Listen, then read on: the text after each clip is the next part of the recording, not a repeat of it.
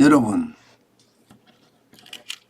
전문 연구기관에서 불황이 쓰나미처럼 굉장히 빨라지면서 세계적 공황이 온다 하는 보고서가 나왔습니다. 여러분, 이거 한번 보세요. 미국 경제연구원의 보고서의 내용입니다. 월스트리트 저널이 보도를 했는데요. 그 내용을 보면 말입니다. 공황의 조짐이 미국, 유럽 등 선진 경제 지역만 아니라 동남아, 남미 등 신흥국까지 폭발적인 속도로 확산하고 있다, 이렇게 이야기하고 있습니다. 여기에서 지금 중요한 것은 두 가지라고 봅니다. 하나는요, 선진국도 공황의 조짐이 보이고, 또 하나는 신흥국에서 조짐이 보인다는 그런 이야기죠. 그러면서 말입니다. 속도가 폭발적이라고 했습니다. 폭발적. 저는 여기에 큰 방점이 있다고 생각을 합니다. 그러면서 전미경제연구원은요, 금융위기 때하고 비교를 했습니다. 지금의 위기를 말입니다. 금융위기 때는 2007년 12월에 리먼 브러더스 파산을 했죠. 2007년 12월입니다. 그런데 미국 경제는요, 그 이듬해, 그러니까 2008년 12월까지 플러스 성장을 했어요. 플러스 성장. 마이너스 성장을 하지 않았습니다. 리먼 브러더스 사태가 터졌지만 미국 경제는 별로 표면적으로 나타나지 않았다는 이야기예요. 그렇지만 전 세계는 상황이 달랐습니다. 전 세계는 어느 나라든지 금리를 가파르게 인상했고요. 또 유가는 점점 올라갔습니다. 각 나라마다 금리를 인상하니까 외국인 투자자들이 빠져나가는 바람에 외환 보유고가 점점 줄어들었고요. 그러다 보니까 전부 마이너스 성장을 하고요. 결국 말입니다. 2010년 9월에 그냥 다 터졌습니다. 그 당시에 전미 경제연구원이 미국 경제가 공황에 직면했다, 이렇게 공식적으로 선언을 했으니까요. 그 기간이 리먼 브러더스 사태가 터지고 나서 1년 9개월 만에 공황이라고 선언을 한 겁니다. 그런데 지금 팬데믹 불황이 시작이 되고 2020년이죠. 불황이 시작이 되고 여러분, 지금까지 오는 과정에 보면 속도가 금융위기 때보다는 월등하게 빠르다는 이야기예요. 월등하게. 당장 말입니다. 당장 지표만 보더라도 이게 팬데믹이 딱 터졌잖아요. 그러자마자 딱 2달 만에, 딱 2달 만이에요. 딱 2달 만에 여러분 보시는 것처럼 2020년 1분기 마이너스 5.1%의 미국의 경제 성장률이 2분기는 마이너스 31.2%입니다. 팬데믹이 일반적으로 이야기할 때는 뭐 중국에서는 12월에 터졌다 이랬잖아요. 우한폐렴이라는 게 시작이 됐으니까 2019년 12월이죠. 그게 불과 말입니다. 2달 흐르는 사이에 미국 경제가 마이너스로 들어가게 되고요. 이것이 더 깊어지는 게 2분기예요. 6개월 안에 최악을 경험하게 됩니다. 굉장히 빨라지는 거죠. 굉장히. 물론 회복 속도도 굉장히 빨랐어요. 3분기에 33.8%가 성장할 정도로 성장의 속도는 빨랐습니다. 그렇지만 이게 바로 반등했다고 해서 경제가 안정이 됐던 것은 아니라는 이야기죠. 그 와중에 또 뭐가 터졌느냐. 이게 여러분도 알다시피 우크라이나 전쟁이 터졌습니다.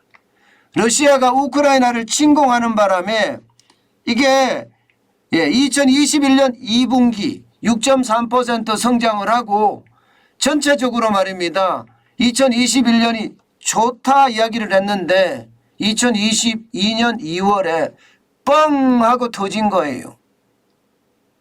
러시아가 우크라이나를 짓밟기 시작했죠. 그 바람에 미국 경제는 마이너스 1.6%까지 떨어졌잖아요. 그리고 2분기에는 마이너스 0.9%까지 떨어졌습니다.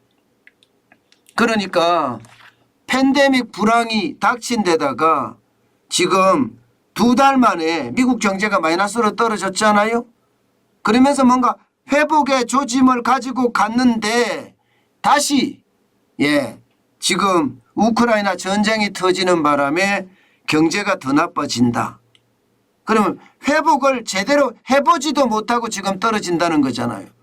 지금 이것은요 그래도 선진국의 경우입니다. 문제는 신흥국이잖아요. 저개발국이잖아요. 여기는 지금 최악이에요.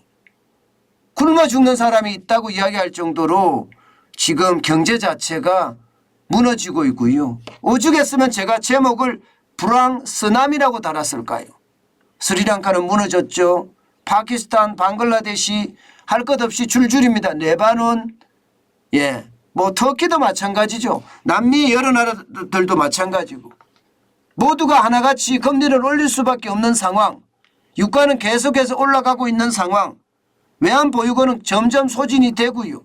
결국 각 나라들이 마이너스 성장을 할 수밖에 없는 최악의 상황까지 지금 몰려들고 있습니다.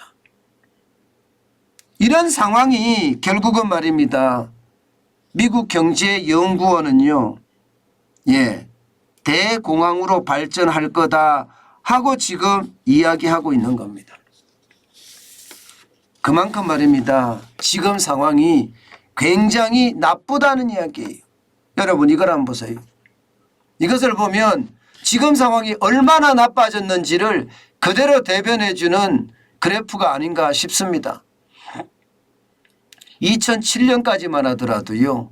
선진국과 신흥국의 성장률 격차는 굉장히 컸습니다. 선진국은 2.69%를 성장했다면 신흥국은 8.36%를 성장을 했거든요. 그 폭이 무려 5.67%입니다. 그런데 2020년에 들어서서 보세요. 선진국은 마이너스 4.81%로 떨어졌거든요. 반면에 신흥국은 마이너스 2.22%로 떨어졌습니다. 차이는요 2.52%로 절반가량 줄어들었습니다. 절반 이상 줄어들었습니다. 그런데 올해 보세요. 올해 2022년 올해 보면 선진국은 3.63% 성장할 거라 예상을 하고 있고요.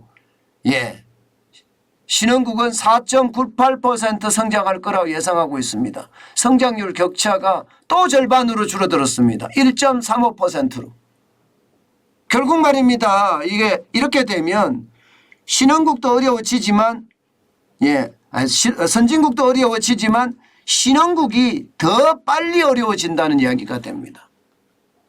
결국 이 그래프 하나를 보면 선진국은 굉장히 빠른 속도로 물가는 오르는 상태에서 저성장을 이어가는 스태그플레이션에 대한 위험도가 커지고요.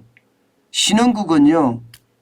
불황에 줄줄이 경제 성장률이 마이너스가 되는 최악의 상황으로 가지 않겠느냐 하는 게 지금 미국 경제연구원의 전망입니다. 저는 이것을 보면서 말입니다. 우리가 지금 어떻게 행동해야 될지를 저는 분명히 보이는 것 같아요. 주식시장이 미국 시장도 오르고 한국 시장도 오르고 있지만 이 오르는 게 과연 정상적인가 이것도 반드시 우리가 봐야 합니다. 여러분 가시적인 효과라는 게 무섭습니다.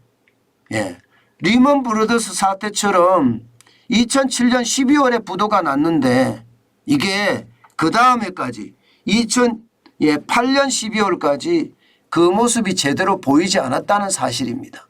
여기에 우리는 주목할 필요가 있습니다.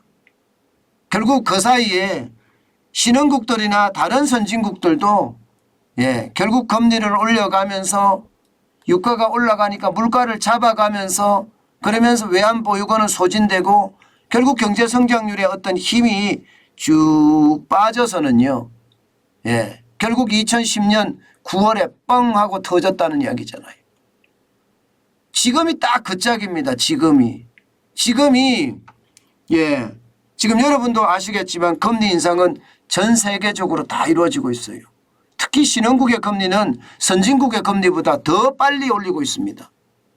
그런 상태라면 이게 결국 말입니다. 시장의 어떤 위험성, 물가 폭등의 위험성이 굉장히 크다는 그것을 반증하는 거잖아요. 미국이 금리를 올리기 때문에 올리는 것도 있지만 물가가 너무 많이 오르기 때문에 이를 잡고자 올리는 것도 있거든요. 그러면 물가가 많이 올라서 경제 전체에 피해가 극심하게 갈 수 있다.